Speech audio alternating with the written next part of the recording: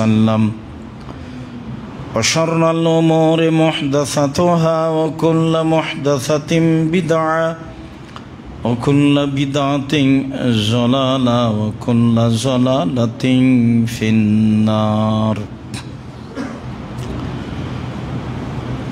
أعوذ بالله من الشيطان الرجيم يا أيها الذين آمنوا إذا نودي للصلاة من يوم الجمعة فاسعوا إلى ذكر الله وذروا البيع ذلكم خير لكم إن كنتم تعلمون عن معاوية رضي الله تعالى عنه قال قال رسول الله صلى الله عليه وسلم المؤذنون أطول الناس عنقا يوم القيامة رواه البخاري ومسلم عن أبي سعيد الخدري رضي الله تعالى عنه قال قال رسول الله صلى الله عليه وسلم لا يسمع مدى صوت المؤذن إنس ولا جن ولا شيء إلا شهد له يوم القيامة رواه البخاري ومسلم সম্মানিত দ্বীনি মুসলিম ভাই বোন, প্রশংসা আল্লাহর জন্য, শান্তি অবতীর্ণ হোক আল্লাহর রাসূলের উপর সাল্লাল্লাহু আলাইহি ওয়াসাল্লাম। আমরা একটা লম্বা সময় পার করে হলেও আমাদের চলমান বিষয়ে ফিরে এসেছি, সেটাই সামনে রেখে আমরা আলোচনা করব ইনশাআল্লাহ। বিগত দিনগুলিতে প্রারম্ভের আলোচনা ছিল পবিত্রতা নিয়ে, তারপরের আলোচনা ছিল সলাতের ফজিলত, সলাত আদায় করলে কি নেকি হবে। আজকের জুমার খুতবাই বক্তব্যের বিষয় হচ্ছে আজান দিলে কি নেকি হবে। তো সবাই তো আজান দিতে পাবে না, তো যারা শুনবে তাদের করণীয় কি এবং তাদের ফলাফল কেমন হবে, এ নিয়ে আমরা এক গুরুত্বপূর্ণ সংক্ষিপ্ত তথ্যবহল বিবরণের চেষ্টা করব ইনশাআল্লাহুল আজিজ। এবং আমাদের এইভাবে ধারাবাহিক বিবরণ বহাল থাকবে আশা করি ইনশাআল্লাহ। আল্লাহ তাআলা বলেন, ইয়া আইয়ুহাল্লাযীনা আমানু, হে বিশ্বাসীগণ, তোমরা যারা আল্লাহকে বিশ্বাস করো, পরকালকে না দেখে বিশ্বাস করো, তোমরা একটা কথা শুনে রাখো। ইযা নুদিয়া লিস-সালাতি মিন ইয়াউমিল জুমআ, যখন জুমার দিন সলাতের জন্য আজানের মাধ্যমে তোমাদের ডাকা হবে, ফাসাউ ইলা যিকরিল্লাহ, তখন তোমরা আল্লাহকে ডাকার জন্য, সলাত আদায়ের জন্য, খুতবা শোনার জন্য দ্রুত দৌড়িয়ে আসো।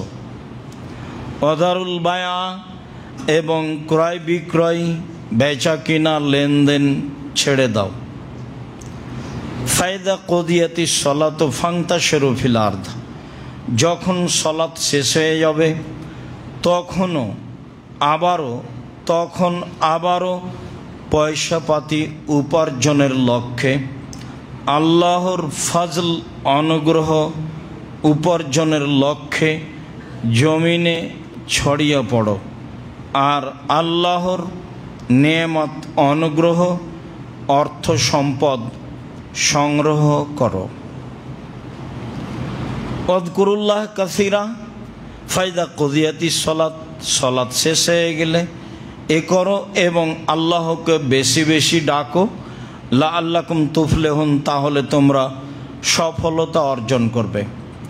সম্মানিত দিনী ভাই বোন, অত্র আয়াতে আল্লাহ তাআলা কয়েকটি বিষয়ে আদেশ করেছেন। তাতে তিনি প্রথমে বলেছেন, জুমার দিন আজান শুনে তাড়াতাড়ি মসজিদে চলে আসো। তিনি আরও বলেছেন যে ক্রয় বিক্রয় ছেড়ে দাও। তিনি আরও বলেছেন সালাত শেষ হলে আবারও ক্রয় বিক্রয় উপার্জনে ঝাঁপিয়ে পড়ো। সম্মানিত দিনী ভাই বোন, অত্র আয়াতে বোঝা যায় জুমার দিনেও আল্লাহ তাআলা পয়সা উপার্জনের জন্য বলছেন। শুক্রবার শনিবার ছুটি তো বহু দূরের কথা, হাজারো দিবস, মা দিবস, জন্ম দিবস, ফালতু দিবস, এ তো বহু দূরের কথা। কোনো সুযোগ নেই। মানুষকে পয়সা উপার্জন করতে হবে পুরো জীবন, যতদিন শরীরে শক্তি আছে। ছেলের উপার্জন খেতে হবে না। ওই দিন ছেলের উপার্জন খাবেন যেদিন নিজে কাজ করতে পারেন না। যতদিন পর্যন্ত নিজে উপার্জন করতে পারবেন ততদিন পর্যন্ত নিজে উপার্জন করে খাবেন, এ কথাই ঠিক। এটাই আল্লাহর আদেশ, তাতে দিন হিসাবে নয়। জুমার দিনও আল্লাহ তাআলা সকাল থেকে ব্যবসা বাণিজ্য চলমান বহাল রাখার জন্য আদেশ করেছেন। আজান হলে ব্যবসা বাণিজ্য ছেড়ে আসতে বলেছেন। সালাত হয়ে গেলে আবার ব্যবসা বাণিজ্যের মধ্যে লেগে যাওয়ার জন্য আদেশ করেছেন।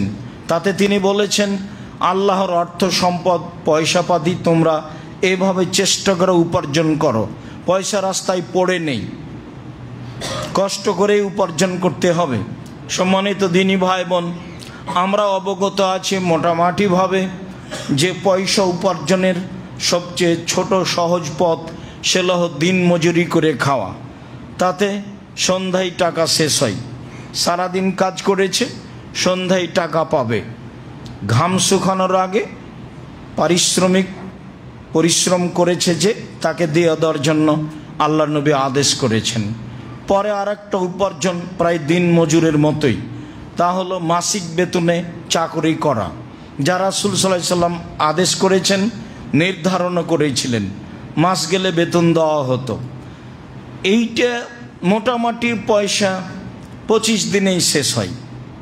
দিন মজুরিতে সন্ধ্যায় শেষ হয়, আর চাকরিতে প্রায় 25 দিনেই শেষ হয়। 5 দিন ধার কর্য করে চলে। আবার বেতন পাইলে পরিশোধ করতে করতে যা হওয়ার তাই হয়। সময়ের গতিতে বাপ মা টাকা চাইলে বলা হয় দেখি আম্মা এই মাসে তো পারলাম না, পরের মাসে যদি দেখি পারি, তো দেখা গেল পরের মাসও হয়ে উঠলো না। এভাবেই জীবনটা পার হয়ে যায়। তার নাম দিন মজুরি, তার নাম চাকরি। পরের অংশে আল্লাহ তাআলা বললেন, আল্লাহ রাসূল বললেন ব্যবসা যদি পার্টনারে করে তাহলে বরকত বেশি আছে। কেন? 2 জন মিলে ব্যবসা করলে তৃতীয় জন আল্লাহ থাকেন, 10 জন মিলে করলে 11তম আল্লাহ থাকেন। তবে এটা খুব কঠিন, রিস্ক। একজন যদি 10 টাকা আর একজনের অগোচরে সরিয়ে দেয়, তখন আল্লাহ বলেন ঠিক আছে, আমি তোমাদের ব্যবসার সাথে আর পার্টনার হিসাবে থাকলাম না, তোমাদের কাজ তোমরাই করো। তখন গন্ডগোল লেগে যায়, শেষ পর্যন্ত মামলা আরও কিছু। আর যদি স্বাভাবিকভাবে ব্যবসা করে, তখন আল্লাহ রাসূল বললেন আত-তাজির আস-সাদিক ইয়াকুনু ইয়াউমাল কিয়ামাহ শাহুদা সিদ্দিকিন, সত্যবাদী ব্যবসায়ীরা বিচারের মাঠে নবী সিদ্দিক শহদাদের সাথে থাকবে। তার মানে আল্লাহ ব্যবসার কথা বলছেন জুমার দিনেও, আল্লাহ রাসূল বলছেন সত্যবাদী ব্যবসায়ীরা নবী রাসূল সিদ্দিক শহদাদের সাথে থাকবেন। তিনি আরও বললেন দেখো আত-তিজারাত মাল কিযব ওয়াল হালাফ, ব্যবসায় অনেক সময় মিথ্যে কথা চলে আসে, কসম চলে আসে। ফাশুবহু বিসাদকা, তোমরা দান করে এটা মিটিয়ে দাও। রাসূল সাল্লাল্লাহু আলাইহি সাল্লাম ব্যবসার কথা বলছিলেন এভাবে, আল্লাহ তাআলা ব্যবসার কথা বলেছেন এভাবে। তবে জমি চাষের জায়েজ, রাসূল সাল্লাল্লাহু আলাইহি সাল্লাম জমি চাষের যন্ত্রপাতি দেখে বলেছেন, এতে অন্তর শক্ত হয়ে যায়, মানুষ ভীরু হয়ে যায়, মানুষ সমাজে প্রয়োজনে নামতে পারে না। জমি চাষ জায়েজ, তবে তিনি পছন্দ করেননি। তবে আল্লাহ এবং আল্লাহ রাসূল যা বলেছেন তাতে ব্যবসা করে খেতে হবে, এটাই সবচেয়ে উপার্জনের পথ উত্তম। আর আমি আপনাকে বলেছি প্রয়োজনে চকলেট দিয়ে ব্যবসা করতে হবে। আমি আসলে মূলত চকলেট দিয়ে ব্যবসা করতে বলিনি, আমি বলেছি ছোট থেকে ছোট, কম থেকে কম পয়সার ব্যবসা। তাহলে আপনাকে লোন নিতে হবে না। ব্যাংকে কোটি টাকা লোন নিয়ে বড় ব্যবসায়ী আপনি সাজবেন, ছেলে মেয়ের বইয়ের জন্য কোটি টাকা দামের শাড়ি কিনবেন, 550 টাকা দামের আইসক্রিম কিনবেন, ব্যাংকে কোটি কোটি টাকা পাই, এ ব্যবসার 5 পয়সা দাম নাই, শেষে 16 আনাই মিছে। সম্মানিত দিনী ভাই বোন, বলছিলাম অত্র আয়াতে আল্লাহ তাআলা ব্যবসা বাণিজ্য ছেড়ে দিয়ে জুমার দিনে আসতে বলেছেন। সালাত শেষ হলে আবারও ব্যবসা বাণিজ্যে নেমে যাওয়ার জন্য আদেশ করেছেন। তাতে তিনি বলেছেন তোমরা অর্থ সম্পদ পয়সাপাতি উপার্জন করো, এটা আল্লাহর আদেশ। বসে থেকে পয়সা উপার্জন হয় না, সবাইকেই পয়সা উপার্জনের পিছনে জোরালো প্রাণপণে চেষ্টা করতে হবে, কেননা এটা আল্লাহর আদেশ। বসে কোনোদিন খাওয়ার চেষ্টা করবেন না, ছেলেমেয়ের অর্থ সম্পদ খাওয়ার দিন চেষ্টা করবেন না, ভুল হিসাব। বলছিলাম সম্মানিত দিনী ভাই বোন, আজানের বিবরণ। মুআবিয়া রাদিয়াল্লাহু তাআলা আনহু বলেন রাসূল সাল্লাল্লাহু আলাইহি সাল্লাম বলেছেন আল মুআযযিনুনা আনাকান নাসি ইয়াউমাল কিয়ামা আতওয়ালান নাস আনাকান ইয়াউমাল কিয়ামা।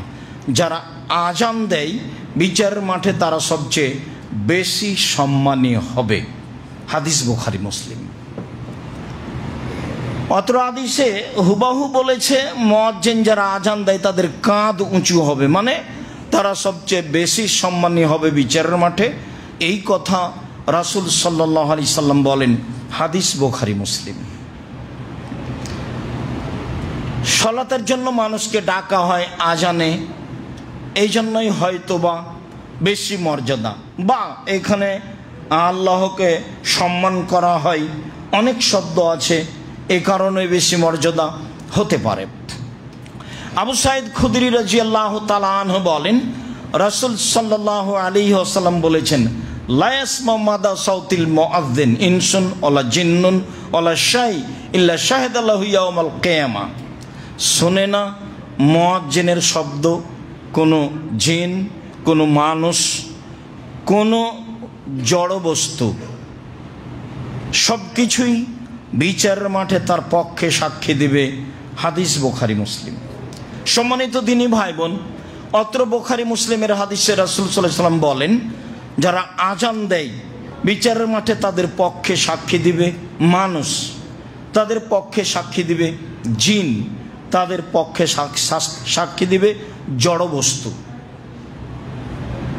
সাই যা কিছু আছে, জীবজন্তু, কীটপতঙ্গ পদার্থ, জড় পদার্থ, সব কিছু তার পক্ষে সাক্ষী দিবে।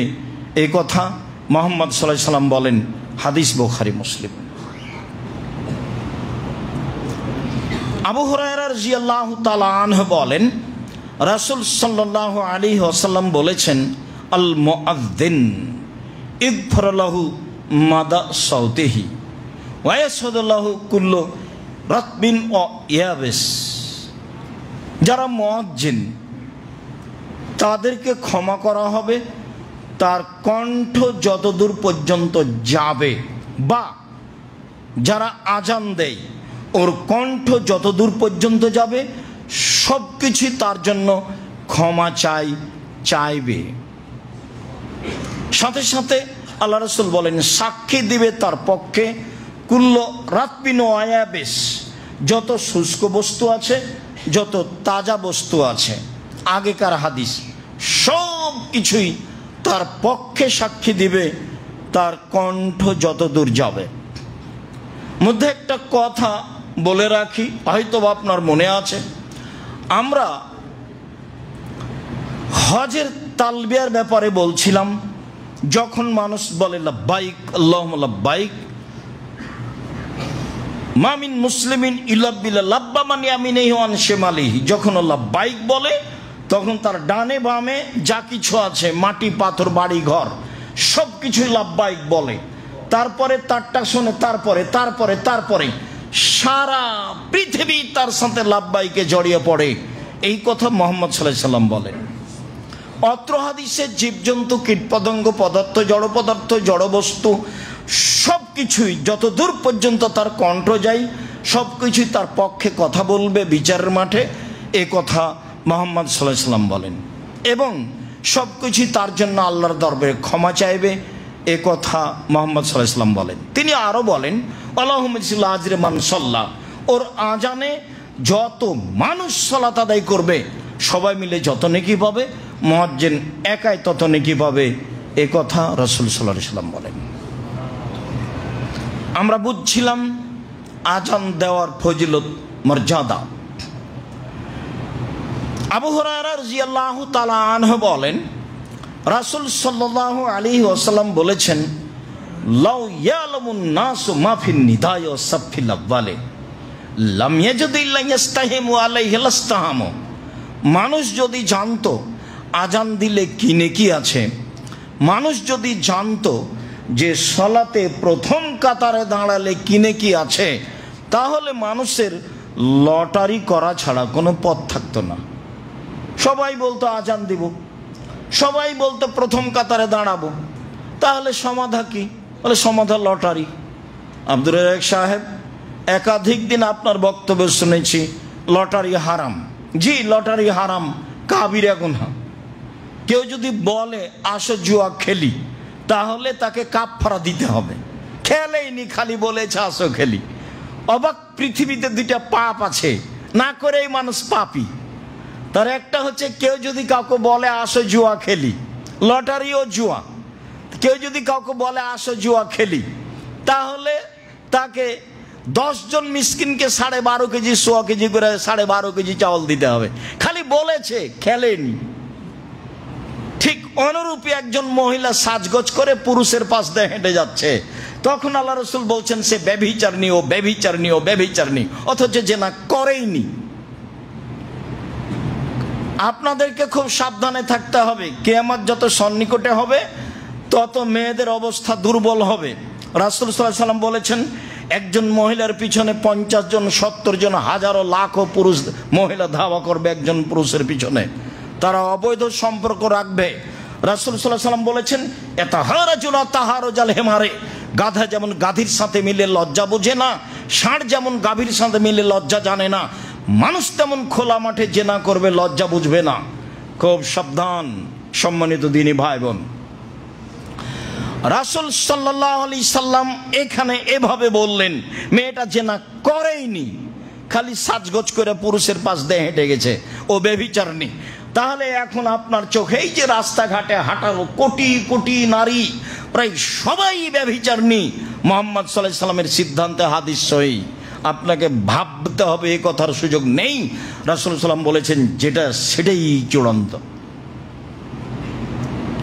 সম্মানিত দিনী ভাই বোন, বলছিলাম রাসূল সাল্লাল্লাহু আলাইহি সাল্লাম বললেন,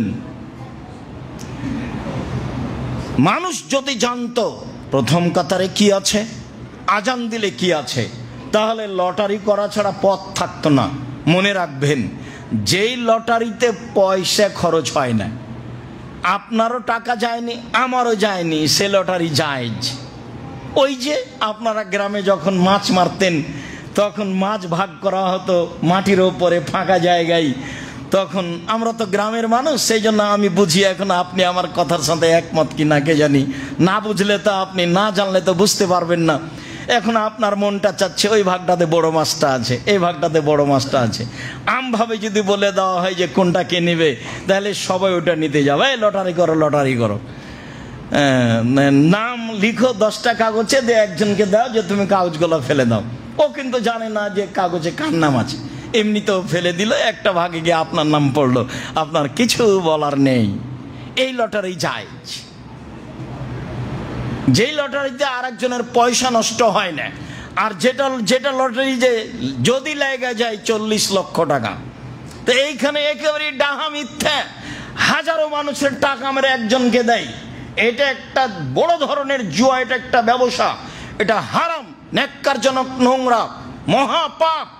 20 টাকা দিয়ে লটারি কিনলে আজীবন তওবা করতে হবে, অশ্লীল কাজে লিপ্ত হয়ে আজীবন ক্ষমা চাইতে হবে। যেমন মানুষকে হত্যা করে আজীবন ক্ষমা চাইতে হবে, যেমন 20 টাকা দিয়ে লটারি ক্রয় করলে আজীবন ক্ষমা চাইতে হবে, তেমন সবাই সিরিয়ালে বড় পাপ। দেখেন আপনি কে বড় ক্ষতিগ্রস্ত, বইটা পড়েন। বই পুস্তক কিনবেন, আমি খালি বললেই কিনবেন, কিনে দিয়ে দিবেন রাস্তাঘাটে, অন্য জায়গাতে, মসজিদে, যেখানে আমরা যেতে পারি না সেখানে দিবেন, সহযোগিতা করবেন দিনের, তাহলে আপনি কিছু নেকি পাবেন। দেখেন লটারি মহা পাপ। তো রাসূল সাল্লাল্লাহু আলাইহি সাল্লাম বলছেন লটারি ছাড়া কোনো পথ থাকতো না, যে লটারিতে পয়সা খরচ হয় না, কাউকে প্রতারণা দেওয়া হয় না, সে লটারি জায়েজ। এরপরে তিনি বললেন লা ইয়ালামুনা ফি তাহজিরে, মানুষ যদি জানতো জোহরের সালাতে কি আছে, লাস্তাবাকু ইলাইহি, তাহলে দৌড়িয়ে জোহরের সালাত আদায় করতে যেত। মানুষ যদি জানতো মাহফিল আতামাতে অসুবহে, এশার সালাত আদায় করলে কি হয় আর ফজরের সালাত আদায় করলে কি হয়, তাহলে লাতাহুম আলাউ কানা হাবুয়ান, হামাগুড়ি দিয়ে হলেও যেত। স্বাভাবিকভাবে যদি যেতে না পারে তো হামাগুড়ি দিয়েও হলে যেত, যদি জানতো ফজরের সালাতে কি আছে আর এশার সালাতে কি আছে। এই দুইটা সালাতই আমাদের জন্য বেশি ভারী, বিশেষভাবে ফজর। সালাতের অভাব নাই, তাসবিহ তাহলিলের অভাব নাই, কিন্তু ফজরের সালাতে নেই। প্রায় মানুষ ফজরের সালাতে নেই। যেটা বারবার বলেছি সেটাই মনে রাখতে হবে, রাত 10টায় ঘুমিয়ে যেতে হবে, যে কোনো মূল্যে, যে কোনো মূল্যে রাত 10টায় ঘুমিয়ে যেতে হবে, রাত 3টায় উঠবেন। আপনিও শান্তি পাবেন আর আল্লাহকে ডাকা হবে, কেননা আপনার জন্যই আল্লাহ নেমে এসেছেন প্রথম আকাশে। আপনি যদি কিছু না বলেন তো উনি নেমে আসলেন যে, আপনার সাথে কথা বলার জন্য তিনি সপ্তম আকাশ থেকে প্রথম আকাশে নেমে এসেছেন। কেন আপনি উঠবেন না, একটু কিছু বলবেন না? 2 রাকাত সালাত আদায় করেন, একটু কিছু বলেন, যেটা চান সেটা একটু কিছু বলেন, বলা উচিত। উনি তো শোনার জন্য এসে আছে। সম্মানিত দিনী ভাই বোন, আব্দুল্লাহ ইবনে উমর রাদিয়াল্লাহু তাআলা আনহু বলেন, রাসূল সাল্লাল্লাহু আলাইহি ওয়াসাল্লাম বলেছেন, ইযা ক্বালাল মুআযযিন আল্লাহু আকবার ফাকালা আহাদুকুম আল্লাহু আকবার, মুয়াজ্জিন যখন বলে আল্লাহু আকবার, অথবা তোমাদের শ্রোতা কোনো ব্যক্তি বলে আল্লাহু আকবার, সুম্মা ক্বালা আশহাদু আল্লা ইলাহা ইল্লাল্লাহ ফাকালা আশহাদু আল্লা ইলাহা ইল্লাল্লাহ, তো শ্রোতাও বলে আশহাদু আল্লা ইলাহা ইল্লাল্লাহ, সুম্মা ক্বালা আশহাদু আন্না মুহাম্মাদুর রাসূলুল্লাহ, মুয়াজ্জিন বলল এটা, তো শ্রোতা বলল আশহাদু আন্না মুহাম্মাদুর রাসূলুল্লাহ। তারপর মুয়াজ্জিন বলল হায় আলাস সালাহ, তখন শ্রোতা বলল লা হাওলা ওয়ালা কুওয়াতা ইল্লা বিল্লাহ, বাহ্যিকভাবে আন্তরিকভাবে নড়াচড়া করার কোনো শক্তি নাই তোমার শক্তি ছাড়া। আবার মুয়াজ্জিন বলল হায় আলাল ফালাহ, কল্যাণের জন্য আসো। আগের বাক্য সালাত আদায় করতে আসো, পরের বাক্য কল্যাণের জন্য আসো।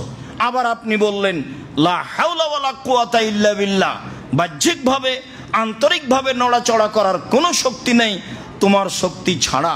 তারপর আবার মুয়াজ্জিন বলল আল্লাহু আকবার, আপনি বললেন আল্লাহু আকবার। মুয়াজ্জিন বলল লা ইলাহা ইল্লাল্লাহ, আপনিও বললেন লা ইলাহা ইল্লাল্লাহ, মিন কলবিহি, অন্তর থেকে দাখালাল জান্নাহ, তাহলে আপনি জান্নাতে যাবেন। মুয়াজ্জিনের কথা এখানে কিছু বলা হয়নি, বলা হয়েছে আমি আর আপনি যারা পিছে পিছে আছে। আব্দুর রাজ্জাক সাহেব, আমি যেখানে থাকি একসাথে 50টা আজান হয়। আচ্ছা যাক, আপনি চেষ্টা করবেন একটা আজানের উত্তর দেওয়া, না হয় পাশে যেটা আছে সেটা চেষ্টা করবেন, চেষ্টা করা লাগবে, তাছাড়া এমনি হয় না। আমি নিজে একাধিক দেখেছি, একাধিক দিন দেখেছি, যখনই আজান হচ্ছে আমার শাশুড়ি গোবিন্দগঞ্জ, গাইবান্ধা, রংপুর, ফাঁসিতলা, চাঁদপাড়া, যে আশেপাশে ছেলে মেয়ে যখন বাচ্চারা একটু হইচই করতো তখন বলতেন এই শরত শরত, তোমরা শরত, তোমাদের কারণে একটু আজানের জবাব দিতে পারি না। আজান হওয়ার সাথে সাথে আমার শাশুড়ি দেখতাম যে রেডি হয়ে গেছে আজানের উত্তর দেওয়ার জন্য, মানে সব কাজ বন্ধ, প্রস্তুতি তার আজানের উত্তর দিবে। আমি একাধিক দিন এরকম দেখেছি। রাসূল সাল্লাল্লাহু আলাইহি সাল্লাম বলেন, অন্তর থেকে কেউ যদি আজানের উত্তর দেয় তাহলে সে জান্নাতে চলে গেছে। এই কথা মুহাম্মদ সাল্লাল্লাহু আলাইহি সাল্লাম বলেন।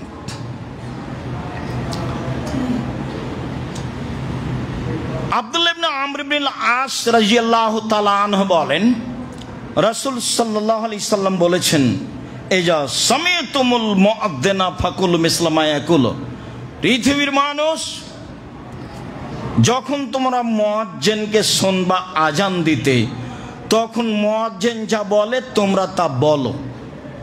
পৃথিবীর মানুষ যখন তোমরা মুয়াজ্জিনকে আজান দিতে শুনবে তখন মুয়াজ্জিন যা বলে তোমরা তা বলো। যখন আজান শেষ হয়ে যাবে সাল্লু আলাইহা, আমার উপরে দুরূদ পড়ো। সাল্লু আলাইয়া, তোমরা আমার উপরে দুরূদ পড়ো। আদেশ, প্রথম আদেশ মুয়াজ্জিন যা বলে তোমরা তা বলো, তবে লা হাওলা ওয়ালা কুওয়াতা ইল্লা বিল্লাহ, এটা মনে রাখতে হবে। দ্বিতীয় আদেশ, আজান শেষ হয়ে গেলে আমার উপরে দুরূদ পড়ো, দুরূদে ইব্রাহিম। পরের বাক্যে তিনি বলছেন মান সাল্লা আলাইয়া সালাতান সাল্লাল্লাহু আলাইহি বিআশারান, কেউ যদি আমার উপরে একবার দুরূদ পড়ে তাহলে আল্লাহ তাআলা তার উপরে 10 বার রহমত বর্ষণ করেন, তার প্রতি দয়ার দৃষ্টি দেন। তাহলে আজানের উত্তর সাথে সাথে শেষ হলে আগে দুরূদ পড়তে হবে, দুরূদে ইব্রাহিম। এরপরে বলছেন সুম্মা সাল্লাল্লাহু আলাইহিল ওয়াসিলা, এরপরে জান্নাতে একটা দামি জায়গা আছে, সেটা আমার জন্য চাও। জান্নাতে একটা দামি জায়গা আছে, সেইটা আমার জন্য চাও। শোনো, লা তামবাগি ইল্লা লিআবদিন মিনাল ইবাদ, সেই জায়গাটা আল্লাহর কোন বান্দার জন্য শোভনীয় নয়, মাত্র একজন। মনে রেখো, সেই দামি জায়গাটা পৃথিবীর কোন মানুষের জন্য শোভনীয় নয়, তবে মাত্র একজন। ওয়া আরজু আন আনা হুয়া, আমি আশা করছি আমি তিনি। আমি আশা করি আমি সেই ব্যক্তি যে দামি জায়গাটা পাবো। পৃথিবীর কারোর জন্য সেই জায়গা নয়, মাত্র একজন। আমি আশাবাদী সেই জায়গার মালিক আমি। পৃথিবীর মানুষ শুনে রেখো, মান সালাল্লাহ লিয়াল ওয়াসিলা, যে ব্যক্তি আমার জন্য এই দামি জায়গা চাইবে, আল্লাহ তাআলা শাফাত, বিচার মাঠে আমার সুপারিশ তার জন্য জরুরি হয়ে যাবে। ওরা যখন আমার জন্য বলেছে আল্লাহ এটা মুহাম্মদকে দিয়ে দাও, তখন আমি বলেছি ঠিক আছে, এই কারণে আমি তোমার জন্য সুপারিশ বিচারের মাঠে করবই। জাবের রাদিয়াল্লাহু তাআলা আনহু বলেন, রাসূল সাল্লাল্লাহু আলাইহি ওয়াসাল্লাম বলেছেন, মান কালা হিনা ইয়াসমাউ নিদা, আজান শেষে আজান শুনে যে ব্যক্তি বলল আল্লাহুম্মা রাব্ব হাযিহি দাওয়াতি তাম্মা ওয়া সালাতিল কায়েমা, হে এই পূর্ণ আহ্বানের প্রতিপালক, এই প্রতিষ্ঠিত সালাতের প্রতিপালক, শোনো, আতি মুহাম্মাদানিল ওয়াসিলা ওয়াল ফাদিলা, মুহাম্মদ সাল্লাল্লাহু আলাইহি সাল্লামকে দামি জায়গাটা দিয়ে দাও। আল্লাযী ওয়াদাহু, যেটা তুমি দেওয়ার ওয়াদা করেছো। আমি একজন সাধারণ মানুষ বলছি, তুমি মুহাম্মদ সাল্লাল্লাহু আলাইহি সাল্লামকে দামি জায়গাটা দিয়ে দাও, যেটা তুমি দিয়ে দেওয়ার ওয়াদা করেছো, অতএব সেটা দিয়ে দাও। তাহলে হাল্লাত লাহু শাফাতি ইয়াউমাল কিয়ামা, এইভাবে আল্লাহকে বললে আমি তার জন্য বিচারের মাঠে জান্নাতে নিয়ে যাওয়ার ব্যাপারে সুপারিশ করবই। তাহলে তো খেয়াল করে থাকতে হবে, হোমসি খেলে আজান পার হয়ে যাচ্ছে এমনটা হবে না। যা হয়েছে হয়েছে। সম্মানিত দিনী ভাই বোন, অতীতের দিন নিয়ে আর হিসাব নেই। আজ থেকে নতুনভাবে চালু করতে হবে জীবন। আজান হওয়ার সাথে সাথে প্রস্তুত থাকতে হবে, আজানের উত্তর দিতে হবে, উত্তর শেষ হলে দুরূদ পড়তে হবে, দুরূদ শেষ হলে এই দোয়া পড়তে হবে, আল্লাহুম্মা রাব্বা হাযিহি দাওয়াতি তাম্মা ওয়া সালাতিল কায়েমা আতি মুহাম্মাদানিল ওয়াসিলা ওয়াল ফাদিলা ওয়াবাসুহু মাকামাম মাহমুদানিল্লাযী ওয়া'আদতা, দামি জায়গা দিয়ে দাও, ওয়াদা করেছো দিয়ে দাও, দামি স্থান দিয়ে দাও, যেটা ওয়াদা করেছো সেটা দিয়ে দাও। উল্লেখ্য যে যারা বলে দারাজাতার রাফিয়া, এটা বিদাতি শব্দ হাদিসে নেই, বায়াহিকর বর্ণনা ঠিক নয়। বাল মানজিলাতার রাফিয়া, এটা বিদাতি শব্দ হাদিসে নেই। যখন বলবো দারাজাতার রাফিয়া আল মানজিলাতার রাফিয়া, তখনও মানে পরকাল হারিয়ে গেছে, জাহান্নাম যেতে বাকি আছে, মরলেও তো বেদাতটা তো কবুল হবে না। ইবাদত ধর্ম অত সহজ নয়। ধর্ম একজনের কথা দিয়ে চলে, যার নাম মুহাম্মদ সাল্লাল্লাহু আলাইহি সাল্লাম। যেই ধর্মে এক গিলাস পানি পান করলে 5টা বিধান লাগে, সেই ধর্মে আজানের উত্তর মানুষের বানানো চলে না। সব ফজরের সালাতে আসসালাতু খায়রুন মিনান নাম বলার পরে সাদ্দাকতা ওয়া বারাকতা এই শব্দ ব্যবহার করা যাবে না। এগুলো সব মিথ্যা বানাওয়াট কথা। আসসালাতু খায়রুন মিনান নাম আপনাকে বলতে হবে। একামতের জবাবে আকামাল্লাহু আদামাহা বলা যাবে না, এই হাদিস ঠিক নয়। আজানও যা একামতও তাই, আজানও যা একামতও তাই। আজানের উত্তর দিবেন, একামতের উত্তর দিবেন। মুয়াজ্জিন যা বলে, মুয়াজ্জিন যা বলে সেটা আপনি বলবেন। সম্মানিত দিনী ভাই বোন, এইভাবে অতিরিক্ত শব্দ বলা, ইন্নাকা লা তুখলিফুল মিয়াদ, তুমি ওয়াদা খেলাপ করবে না, এইটুকু বর্ণনা ঠিক নয়। বলা থেকে বিরত থাকতে হবে। আজানের আগে কোনো শব্দ ব্যবহার করা যাবে না। আপনারা উঠুন, আজানে ঘুমের চেয়ে আজান উত্তম। আজানের পূর্বে কোনো শব্দ ব্যবহার করা যাবে না। আজানের পূর্বে মানুষকে জাগানোর জন্য কোরআন তেলাওয়াত করা যাবে না। আজানের পূর্বে মানুষকে সতর্ক করার জন্য হামনাত গাজাল কোনো কিছু ব্যবহার করা যাবে না। সব হারাম, সবই বেদাত, মুখ খুলতে পাবে না। আল্লাহু আকবার বলার পূর্বে বিসমিল্লাহ চলে না। আপনারা উঠেন, ঘুমের চেয়ে আজান ও সালাত উত্তম, এই কথা তো বহু দূরের কথা। আল্লাহু আকবার বলার পূর্বে বিসমিল্লাহ চলে না। আল্লাহু আকবার এত পাওয়ারফুল শব্দ, সেইখানে আপনি কি করে বলতে পারেন আপনারা উঠেন, ঘুমের চেয়ে সালাত উত্তম? কি করে হতে পারে? সারা পৃথিবীর মানুষ যদি বলে, সারা পৃথিবীর মানুষই বেদাতি। হিসাব রাখতে হবে। ধর্ম একজনের কথা দিয়ে চলে, যার নাম মুহাম্মদ সাল্লাল্লাহু আলাইহি সাল্লাম। মনে কিছু নেবেন না। রাসূলের ভালোবাসা থাকাই উত্তম মানুষের কথার উপরে ভালোবাসা থাকার চেয়ে। আপনি আমার দিনী ভাই, আপনি আমার দিনী বোন, আপনার ক্ষতি হোক এটা আমি চাই না। জাতির যদি রাস্তাঘাট করে দিতে না পারি, জাতির যদি স্কুল কলেজ করে দিতে না পারি, জাতিকে চূড়ান্ত সঠিক ধর্ম দিতে পারবো ইনশাআল্লাহ। ধর্মের ব্যাপারে জাতিকে ফাঁকি দিয়ে পরকাল হারাতে রাজি নই, এই জিম্মেদারি আমি নিইনি। সম্মানিত দিনী ভাই বোন, যা বলছি সেটাই চূড়ান্ত। মানুষ ভুলের ঊর্ধ্বে নয়, সেটা ভিন্ন কথা। তবে একদিন থেকে দেখেনি, বহু দিন থেকে এ ধর্মে এগুলি কথা চর্চা করে আস, বছর বছর ধরে, যুগ যুগ ধরে, কয়েক যুগ থেকে তদন্ত করে আস। সম্মানিত দিনী ভাই বোন, আবু হুরায়রা রাদিয়াল্লাহু তাআলা আনহু বলেন, রাসূল সাল্লাল্লাহু আলাইহি ওয়াসাল্লাম বলেছেন, মান সামিআন নিদা সুম্মা কালা, কেউ যদি আজান শুনে তারপরে বলে, আশহাদু আল্লা ইলাহা ইল্লাল্লাহু ওয়াহদাহু লা শারীকা লাহু ওয়া আশহাদু আন্না মুহাম্মাদান আবদুহু রাসূলুহু, আমি সাক্ষ্য দিচ্ছি আল্লাহ ছাড়া কোনো মাবুদ নেই, তার শরীক নেই। আমি সাক্ষ্য দিচ্ছি মুহাম্মদ আল্লাহ রাসূল এবং তার বান্দা। রাজিতু বিল্লাহি রাব্বান, আমি প্রতিপালককে রব হিসাবে মেনে নিয়েছি। অবে মুহাম্মাদিন রাসূলান, মুহাম্মদকে রাসূল হিসাবে মেনে নিয়েছি। অবিল ইসলামে দীনান, দিন ইসলামকে আমার ধর্ম হিসাবে মেনে নিয়েছি। তো গফিরা লাহু জামবহু, তাহলে তার সব পাপ ক্ষমা। ওয়াজাবাত লাহুল জান্নাহ, তার জন্য জান্নাত জরুরি।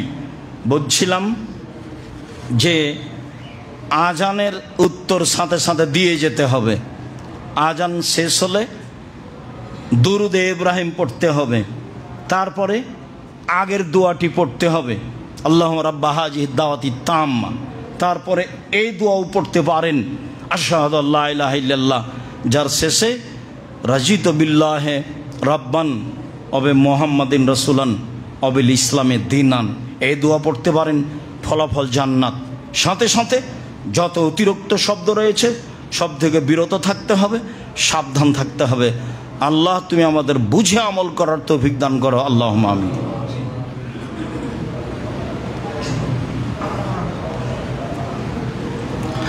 আলহামদুলিল্লাহ ওয়াহদা ওয়াসসালাতু ওয়াসসালামু আলা মান লা নাবিয়্যা বা'দা।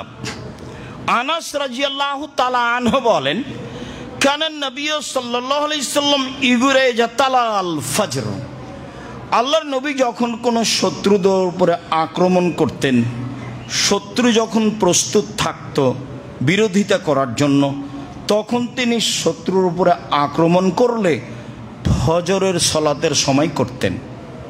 যখন ফজরের আজান হবে, কানা ইয়াস্তামিউল আজানা, কোনো এলাকায় গেলে ফজরের টাইমে আগে কান লাগিয়ে শুনতেন যে কেউ আজান দিচ্ছে নাকি। ফাইন সামিয়া আদানান আমসাকা, আজান শুনতে পেলে সেই গ্রামের উপরে এলাকার উপরে আক্রমণ করতেন না, তাদের প্রস্তুতি থাকলেও।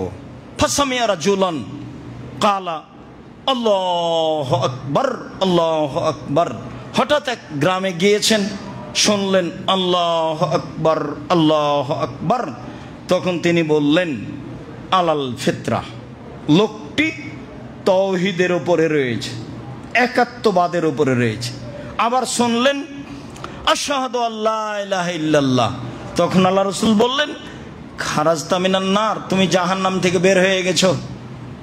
তুমি যে বললে আমি সাক্ষ্য দিচ্ছি আল্লাহ ছাড়া কোনো মাবুদ নেই, এই কথাতে তুমি জাহান্নাম থেকে বের হয়ে গেছো। লোকটাকে কথা বললেন। এরপর সাহাবীগণ বললেন ফাই নাজারু ইলাইহি, সবাই দেখলো সেকে কার কথা আল্লাহ রাসূল বলছে। ও দেখি ফাইজাহ রায় ও মেজান, দেখি ছাগলের রাখাল। সকালে সকালে ছাগল নিয়ে এসেছে বা মাঠেই ছিল, ছাগলের রাখাল সালাত আদায় করবে, তাই আজান দিচ্ছে। তখন আল্লাহ রাসূল বললেন যে তুমি জাহান্নাম থেকে মুক্তি পেয়ে গেছো, আজান দিয়েছে সেই জন্য। উকবা ইবনে আমির রাদিয়াল্লাহু তাআলা আনহু বলেন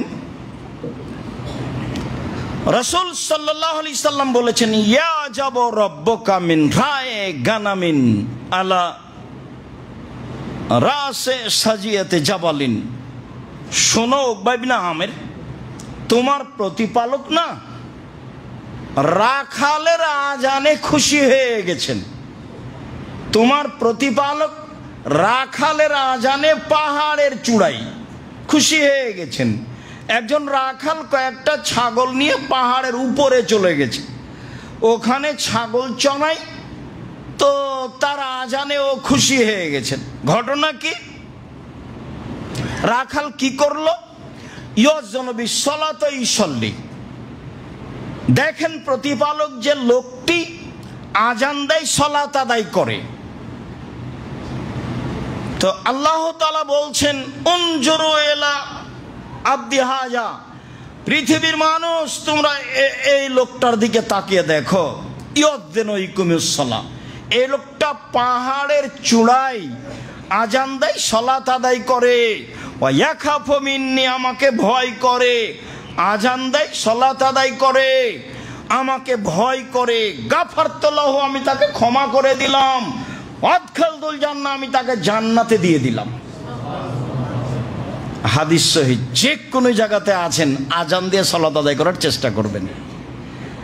আর দুই ওয়াক্তে একসাথে পড়লে এক আজান দুই একামত, সম্ভবপর আজান দিয়ে সালাত আদায় করবেন। মাঠে হোক, ঘাটে হোক, বাড়িতে হোক, যেখানে হোক না কেন, যেখানেই হোক না কেন, পাহাড়ের চূড়ায় আজান দিয়ে সালাত আদায় করছে। আব্দুল্লাহ ইবনে উমর রাদিয়াল্লাহু তাআলা আনহু বলেন একটা লোক এসে বলছে আল্লাহ রাসূল ইন্নাল মুআযযিনিনা ইয়াবযুলুনা, সব নেকি তো মুআযযিনরাই নিল। যেভাবে আপনি বললেন তাতে সব নেকি কার? মুআযযিনের, ওরাই তো সব নিল। আমরা যেটা বুঝছি সাহাবীগণ সেটা বলছেন। আল্লাহর নবী মুআযযিনেরা তো সব নেকি নিয়ে দিল, তো কি করব আমরা? তখন আল্লাহ রাসূল বলছেন শোনো শোনো শোনো, এই যা সামিতুমুল আযানা কুলু মিসলা মা ইয়াকুলুল মুআযযিন, মুআয্যিন যখন বলে, মুআয্যিন যা বলে তুমিও তাই বলো, মুআয্যিন যা বলে তোমরা তাই বলো। ফাজান তাহাইতা সালতুতা, আজান শেষ হয়ে গেলে চাও, যা চাইবে তাই দেওয়া হবে। আজান শেষ হয়ে গেলে চাও, যা চাইবে তাই দেওয়া হবে। আজান শেষ হয়ে গেলে চাও, যা চাইবে তাই দেওয়া হবে। তাহলে সাথে সাথে আমি উত্তর দিয়েছি। তারপরে দুরুদে ইব্রাহিম পড়েছি, তারপরের দোয়া পড়েছি, তারপরের দোয়া পড়েছি। তাহলে এখনো আমার কিছু চাওয়ার সুযোগ আছে। আরো যায় একাধিক হাদিসে প্রমাণিত হয়। আবু হুরায়রা রাদিয়াল্লাহু তাআলা আনহু বলেন, রাসূল সাল্লাল্লাহু আলাইহি সাল্লাম বলেছেন, লা ইউরাদ্দু দুআ বাইনা আযান ওয়াল ইকামা, আযান এবং একামাতের মাঝে দোয়া ফেরত দেওয়া হয় না। বহু বক্তব্যে বলা আছে আযান এবং একামাতের মাঝে দোয়া ফেরত দেওয়া হয় না, আযান এবং একামাতের মাঝে দোয়া ফেরত দেওয়া হয় না। রাসূল সাল্লাল্লাহু আলাইহি সাল্লাম বলেন, সিনতানে ইসনাতানে লা তুরাদ্দানে, দুইটি জিনিস ফেরত দেওয়া হয় না, দুই সময়ে দোয়া ফেরত দেওয়া হয় না। আর দোয়া ইনদাল আযান ও দোয়া ইনদাল বাসে, আজানের সময় দোয়া ফেরত দেওয়া হয় না, আর যুদ্ধের সময় দোয়া ফেরত দেওয়া হয় না। আজানের সময় দোয়া ফেরত দেওয়া হয় না, আর যুদ্ধের সময় দোয়া ফেরত দেওয়া হয় না।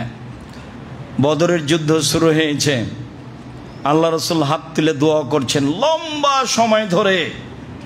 তাতে তিনি বলছেন, ইন তুহলিক হাযিহিল সাবালা তুবাদু ফিল আরদি ইয়াউমিল কিয়ামা, আজ বদরের যুদ্ধে 313 জন মানুষ ধ্বংস হয়ে গেলে কিয়ামত পর্যন্ত তোমাকে ডাকার মতো কোনো মানুষ থাকবে না। এভাবে বলছেন, কাঁধের উপর থেকে হাত কাপড় পড়ে গেল নিচে। আবু বকর সিদ্দিক কাঁধে হাত দিয়ে কাঁধ ধরে বলছেন, এক ফিকা, যথেষ্ট যথেষ্ট, আর দোয়া লাগবে না, যা করেছেন অনেক করেছেন। সাহাবীরা সাথ দেননি, মানে সব দোয়া দলবদ্ধ নয়, শুধুমাত্র পানি চাওয়ার দোয়া হচ্ছে দলবদ্ধ, বাকি একাই একাই। এই পরিস্থিতিতে সাহাবীদের সাথে না নিয়ে একাই দোয়া করছেন। আবার সবচেয়ে বিশিষ্ট সাহাবী বলছেন, আর লাগবে না, যা হয়েছে দোয়া করেছেন, যা এতেই যথেষ্ট হবে, ইনশাআল্লাহ আমরা সফল হব। এই কথা আবু বকর সিদ্দিক রাদিয়াল্লাহু তাআলা বলছেন। দোয়ার বইটা পড়েন, 14টা না 16টা স্থান আছে হাত তুলে দোয়া করার।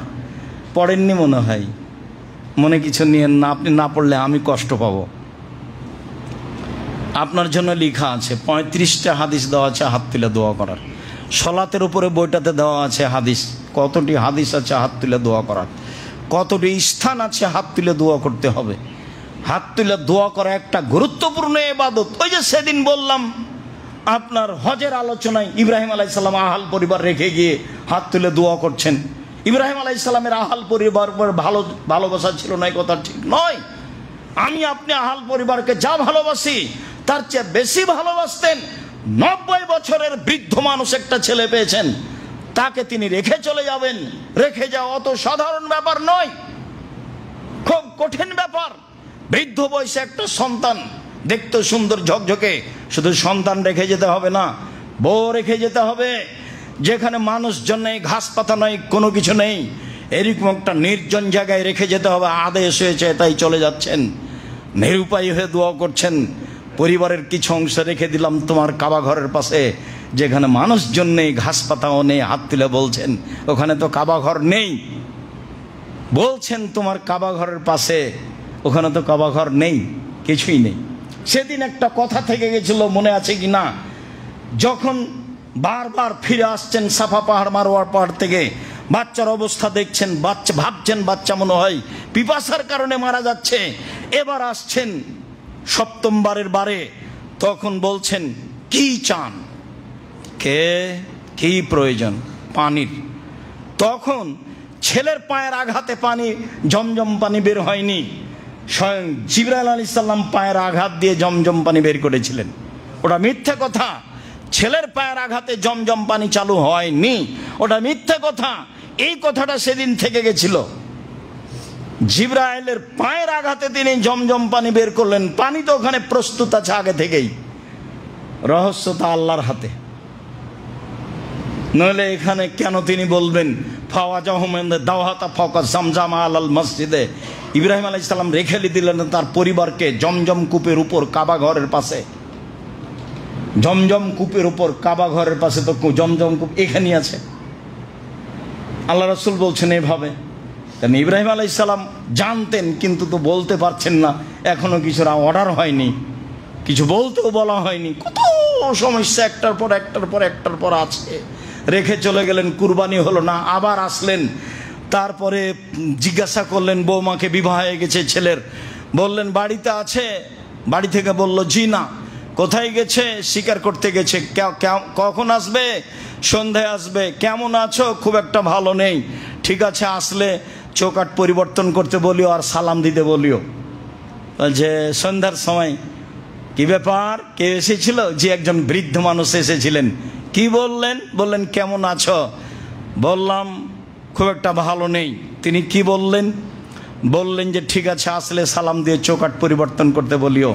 বলছে তিনি আমার আব্বা তোমাকে তালাক দিতে বলে গেছেন, তোমার উত্তর ভালো হয়নি, ইলহাকে এলাহালেক, তুমি তোমার বাপের বাড়ি চলে যাও। কত বড় সুন্দরী দেখারও সুযোগ নেই, কত বড় চাকরি করো সেটাও দেখার সুযোগ নেই, কোনো সুযোগ নাই, যাহাই বলিয়েছেন তাহাই হইবে। অনেক দিন পরে আবার বিবাহ দিয়েছে মায়ের, ছেলের বিবাহ হয়েছে, আবার আসলেন, দরজায় আওয়াজ করলেন, কে বাড়িতে আছে? জি না। কোথায় গেছে? শিকার করতে গেছে। কখন আসবে? সন্ধ্যায় আসবে। কেমন আছো? আলহামদুলিল্লাহ ভালো আছি। এখন কথা বাড়ছে, কি খাও? গোশত আর পানি। এটা উত্তর। তখন এটা জিজ্ঞাসা করেননি, মানে ওই পর্যন্ত যাননি তিনি। যখনই বলেছে ভালো নেই তখন আর বাকি নাই কথা। মানে কেমন আছো? খুব ভালো আছি। তখন বলেছেন কি খাও? বলে গোশত আর পানি। ঠিক আছে, আল্লাহ তোমাদের গোশত এবং পানিতে বরকত দেয়, আল্লাহ যেন বরকত দেয়। আসলে আমার সালাম দিও, চৌকাঠটা বহাল রাখতে বলিও। তো এই কথা বলে চলে গেলেন, যাওয়ার তাই হলো। বহুদিন পরে আবার এসে বলছে যে আব্বু কাবা ঘর তৈরি করতে হবে, আল্লাহ বলেছেন। একটার পর একটা আসছেন সিরিয়া থেকে বা ইরাক থেকে বা কোথা থেকে, ফিলিস্তিন থেকে।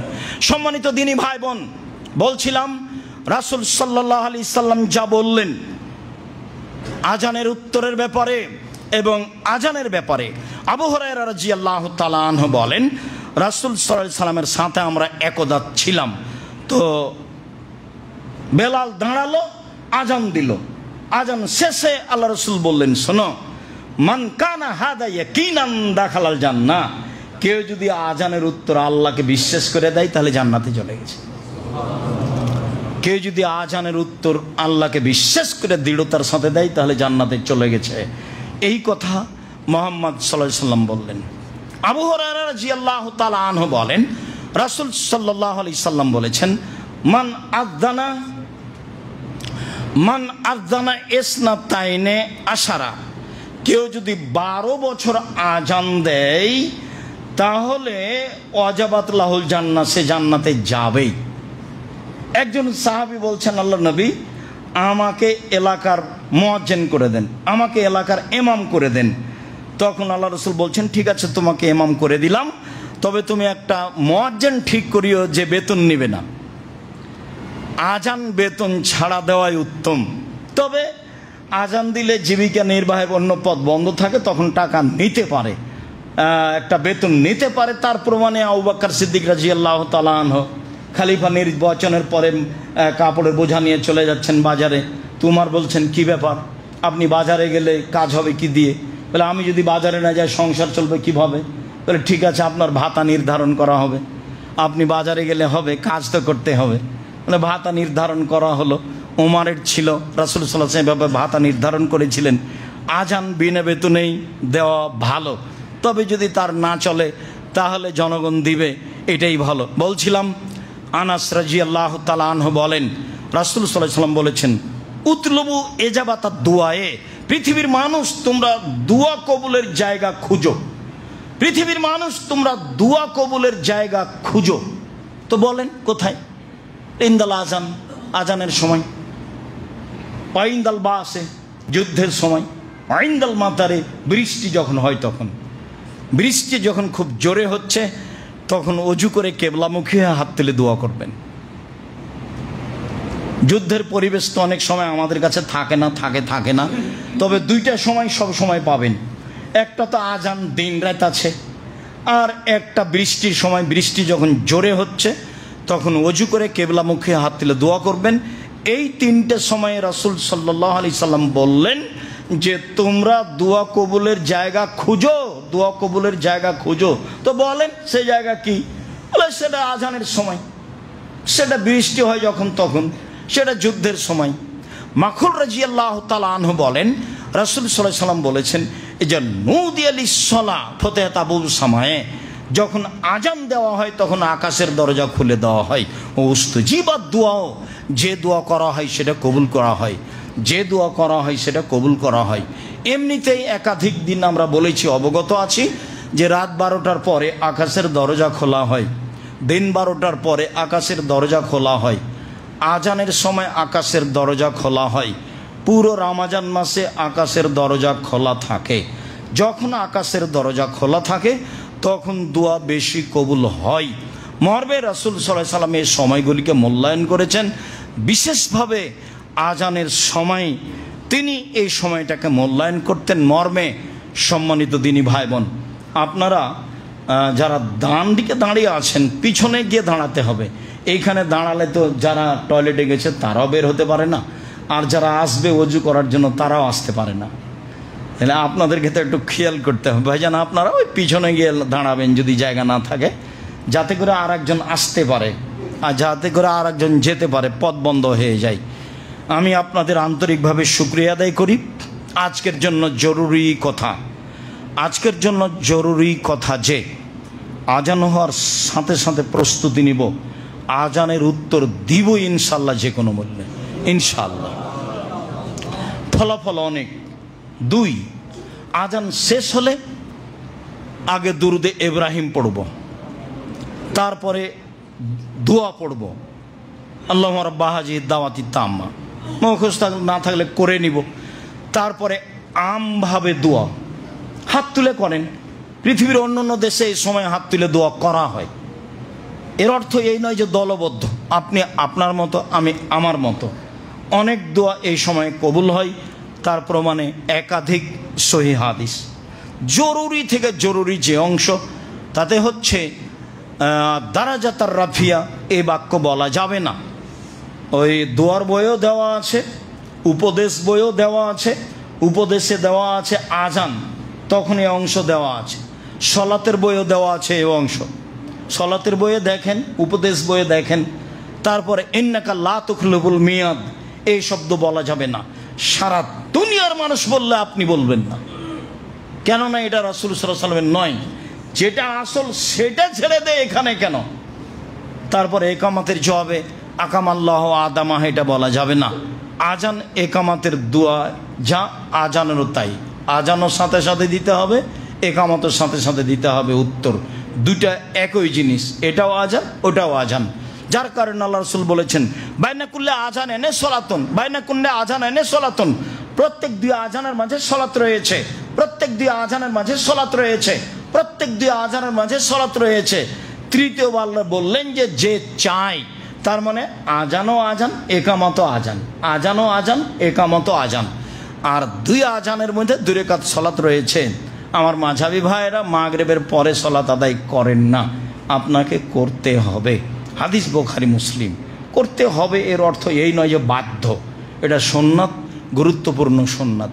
আজানের পরে 2 রাকাত সলাত আদায় করতে আপনি অভ্যাসী হবেন।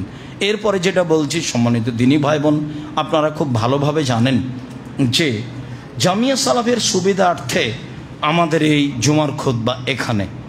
কাজেই জামিয়া সালাফের ওপরে আপনার আমি আন্তরিক ভালোবাসা কামনা করি, ঐকান্তিকভাবে। যে কোনো মূল্যে আপনার ভালোবাসা যেন ঘাটতি না আসে। আর ভালোবাসাটা আপনি দোয়া দিয়ে প্রকাশ করবেন, আর ভালোবাসাটা আপনি সহযোগিতা দিয়ে প্রকাশ করবেন। যখন কোটাটা যাবে তখন আপনার সামনে দিয়ে যেন খালি না যায়। আর আমার যেটা সাদ, সেটা আমি একাধিক দিন বলেছি, আমি আমার সাদে সফল হবই ইনশাআল্লাহ, হবই ইনশাআল্লাহ। এটা আমার দৃঢ়তা কাজ করে এবং ভালো অবস্থানে দিন কাটছে বলে আমি আশাবাদী। সম্মানিত দিনী ভাই বোন, কাজেই দানের হাতটুকু প্রশস্ত করবেন আপনার নিজের জন্য। দেওয়া হাত ভালো নেওয়া হাতের চেয়ে। আর সালাম ফিরার পরপরই দাঁড়াবেন না, এ অভ্যাস ভালো নয়। হাইকোর্টও নেই, জজ কোর্টও নেই।